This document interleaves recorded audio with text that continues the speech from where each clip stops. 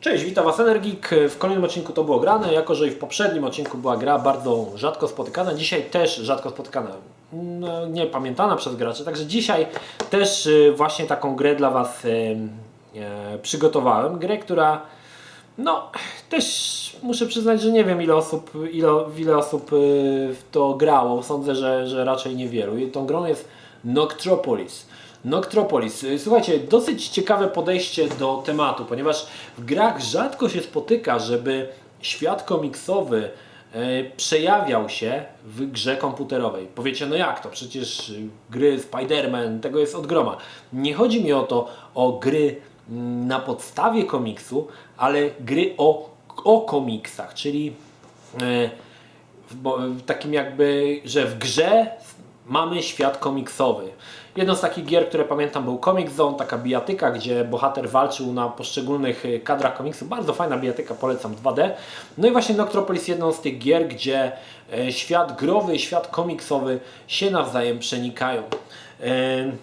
Wydana w 1994 roku. To jest też dosyć ciekawe i ten rok, w którym ta gra została wydana, też miała wpływ na jakość całego tytułu.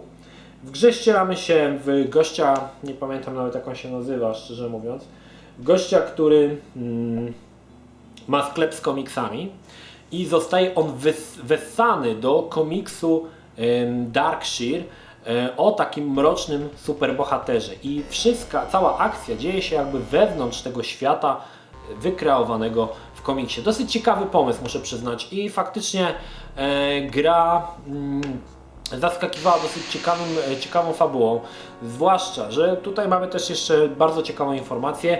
Mamy tutaj M. Oznacza to, że gra jest tylko i wyłącznie dla dorosłych.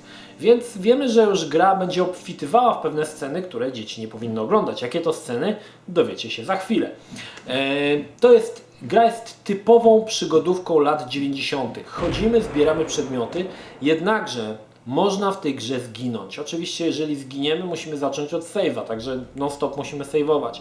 Mało tego, gra posiada te naleciałości przygodówek z lat 90., które nie zostały jeszcze wyeliminowane, a które w kolejnych latach będą wyeliminowane.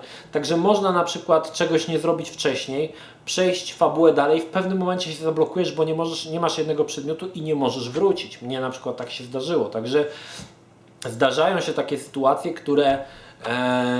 które powodują, że albo musimy zacząć grę rozpocząć od początku, bądź jeżeli masz jakieś wcześniejsze save'y, uruchomić te save'y wcześniejsze.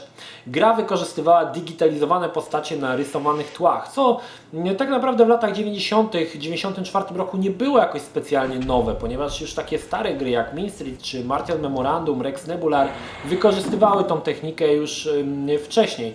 Jednakże za umieszczenie tej płyty umieszczenie gry na płycie CD umożliwiło troszkę więcej wrzucenie tych animacji tych postaci, dodatkowo filmików z aktorami, no i oczywiście mówionych tekstów. Gra, tak jak mówiłem, jest troszkę jakby jedną nogą jeszcze w tych przygodówkach takich stricte dyskietkowych, a jedną nogą już w tych przygodówkach na płytach CD. Objawia się to tym, że gra posiada masakrycznie dużo czytanego tekstu w takich ogromnych blokach, które się czyta i się czyta i się czyta, i one, co ciekawe, większość tekstu nie ma głosu, nie jest czytane przez lektora. Co jest dosyć dziwne, ponieważ niektóre części tekstu są z lektorem, a niektóre są bez lektora. bardzo dziwne podejście do sprawy, ale faktycznie chyba lektor to by mu chyba wypluł płuca, jakby miał czytać te wszystkie, słuchajcie, wszystkie te dialogi, teksty, które występują w grze, jest tego naprawdę, naprawdę dużo, ale z drugiej strony zwracam się tutaj do tłumaczy gier, że jest to gra warta przetłumaczenia na polski, ponieważ fabuła jest naprawdę dobra. To, co mi się podobało, to utrzymanie tego klimatu komiksowego w grze. Bohater, gdy przenosi się do świata komiksowego, faktycznie mamy cały czas w pewien sposób świadomość tego, że to się dzieje w komiksie. lokacje są w ciekawy sposób narysowane, kadry są w ciekawy sposób narysowane, postacie są całkiem nieźle zaprojektowane i muszę przyznać, że to co mi się podobało to bardzo mroczny klimat, naprawdę mroczny klimat i troszkę, nie za dużo, ale troszkę takich scen brutalnych, krwawych. Tak, to się tutaj w tej grze pojawia. Znaczek Mature oczywiście do czegoś zobowiązuje i to jest według mnie dobre w tej grze, że nie stara się być grzeczna, ugładzona, tylko jest po prostu taka, jak sobie twórcy wymyślili. Warto jeszcze zwrócić jedną uwagę, że jest to jedna z niewielu gier, do tej pory jedna z niewielu gier, w której pokazują się gołe cycki. I to nie renderowane, ale kobitka. Tu mam taki mały obrazek, to Wam pokażę, ale oczywiście też na gameplayu z zasłoniętymi cyckami, bo nie mogę inaczej, ale też to się pojawia. Także to było dosyć niespotykane w latach 90. To jest niespotykane dzisiaj. Pewnie Gdyby dzisiaj w jakiejś grze zamieścić gołe cycki, ale takiej prawdziwej aktorki, a nie renderowane, to zaraz by się podniosło po prostu, o Jezu, co by się tu działo w ogóle, że to pornografia w grach. Panie, tu pornografia. Przypominam, że Polska jest krajem, w którym parę lat temu chciano ocenzurować pornografię. To jest w ogóle dla mnie całkowity kosmos, nie? No w każdym razie w grze pojawiają się momenty, także na Wikipedii jest napisane, czy tam na jakiejś recenzji, że paru graczy, czy też część graczy właśnie tą grę kupiła dla tym, żeby zobaczyć te cycki. Także to było dosyć niespotykane, no i muszę przyznać, że niespotykane jest chyba też do dzisiaj. Tak jak mówiłem wcześniej, wszystkie postacie są odgrywane przez aktorów, jednakże podczas trwania dialogów, tak jak mówiłem, niektóre kwestie są mówione, niektóre nie.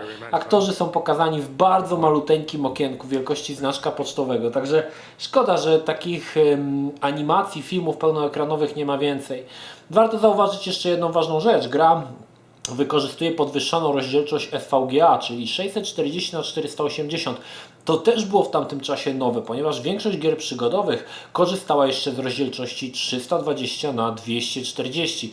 A tutaj wysoka rozdzielczość, no to też w jakiś sposób pokazywało, że no, tak, do tej gry zostało włożone troszkę więcej pracy niż przynajmniej tak oczywiście wynikało z naszych jakichś takich przemyśleniach, że gra w SVGA, no to lepsza grafika wymagała więcej oczywiście pracy. To co mi się podobało to cały czas to przeświadczenie, że jestem w komiksie. Nie chodzi o to, że pojawiały się dymki z tekstem czy coś, ale świat, który jest pokazany w grze jest bardzo spójny, jest bardzo taki mroczny, bardzo komiksowy i to jest chyba właśnie główną siłą tej gry, że faktycznie udało się uchwycić ten pierwiastek tego komiksu i przemycić go troszkę do gry. Słuchajcie, pudełko, które widzicie, jest to pudełko premierowe. Bardzo mi się to pudełko podoba. Jest to jedno z moich ulubionych pudełek Necropolis. Jest naprawdę fajna grafika, taka troszkę gotycka, podchodząca troszkę pod Batmana. Bardzo to pudełko lubię. No dobra, zobaczmy co jest w środku, ponieważ w środku jest, jeżeli gra jest o komiksach, no to musiał się oczywiście pojawić komiks i faktycznie jest tutaj jeden komiks tytułowego, znaczy nie tytułowego, Darkseera, czyli bohatera, w którego wciela się nasz wessany w świat komiksu sprzedawca komiksów, ale zanim do tego dojdziemy, na początek mamy Installation Guide, czyli jak zainstalować grę. Przypominam, że gra działa pod DOS-a. Mamy dalej kartkę z rejestracją. Gra jest wydana przez Electronic Arts, jakby ktoś nie wiedział. Mamy tutaj jakiś Geta Clue, jakieś też papierzysko. No i mamy, słuchajcie, komiks. Komiks jest oczywiście cieniutki, chudziutki i tą wersję tego komiksu mamy też w wersji cyfrowej w grze. Natomiast dostaliśmy w pudełku też edycję papierową. Jest to niby pierwszy odcinek tego Darkseera, czyli no, tego bohatera, w którego się wcielamy. Wydany na dosyć miernym papierze, aczkolwiek muszę przyznać, że rysunki nie odrzucają, chociaż jakościowo ten komiks jest bardzo, bardzo słabo narysowany, może nie słabo narysowany, tylko na słabym papierze. To powoduje, że wygląda on tak mocno amatorsko, że tak powiem. I ten komiks jest jakby prequelem do całej gry. On jakby wprowadza nas w cały temat gry i całego świata, w którym się spotkamy. Dość niespotykane. Oczywiście pojawiają się komiksy w grach. W pudełkowej wersji na przykład The Walking Dead pojawił się chyba 1000-stronicowy komiks The Walking Dead, ale w latach 90. nie było to aż takie popularne i komiks, muszę przyznać, że jest naprawdę fajnym pomysłem. No i oczywiście mamy płytkę. Płytka oczywiście z instrukcją w formie książeczki i tak jak w wielu grach w latach 90. książeczka oprócz podstawowych informacji na temat używanego interfejsu posiada też troszkę informacji na temat samych postaci, lokacji, które spotkamy, po to, aby wprowadzić nas oczywiście w temat gier. To, co jeszcze chciałem tutaj wspomnieć, to dość ciekawy interfejs użytkownika w dość niespotykany sposób, który używamy. Muszę przyznać, że chyba jest to jedyna gra, w której się z czymś takim spotkałem.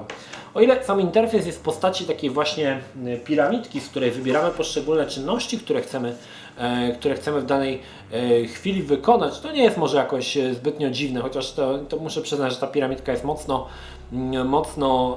nieintuicyjna.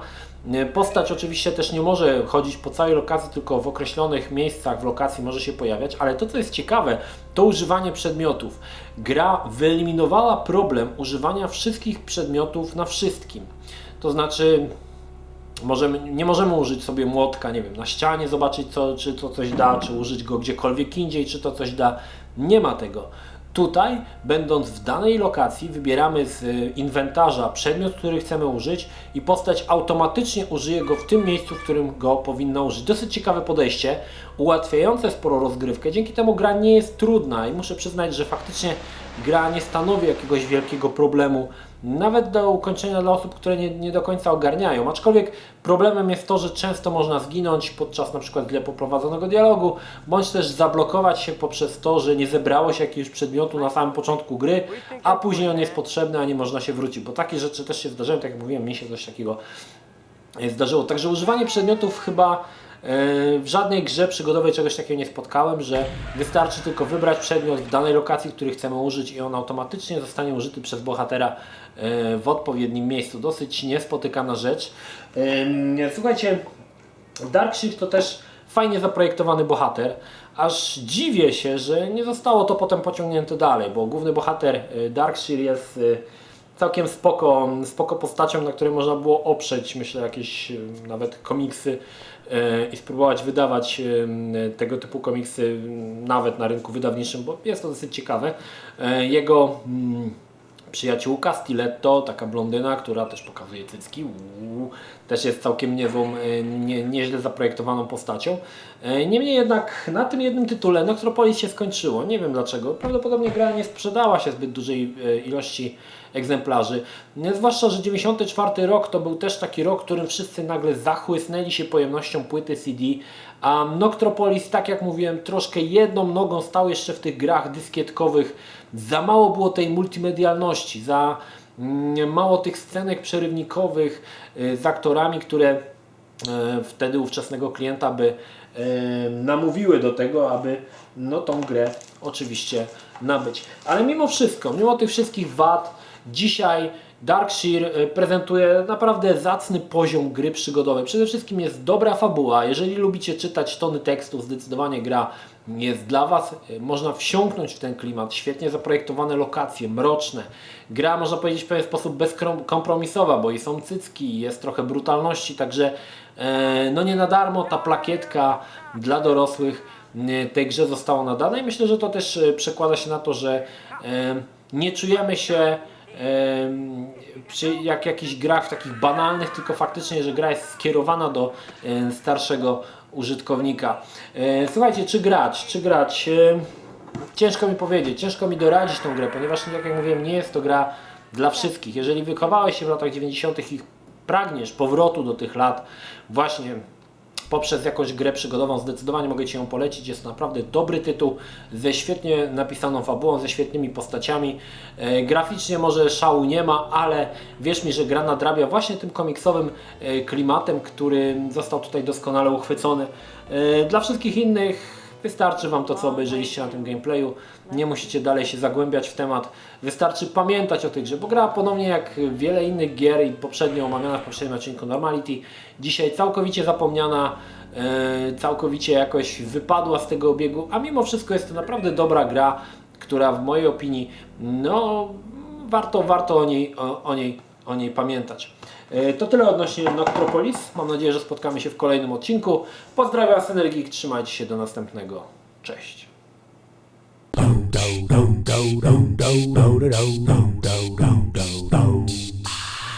Mom!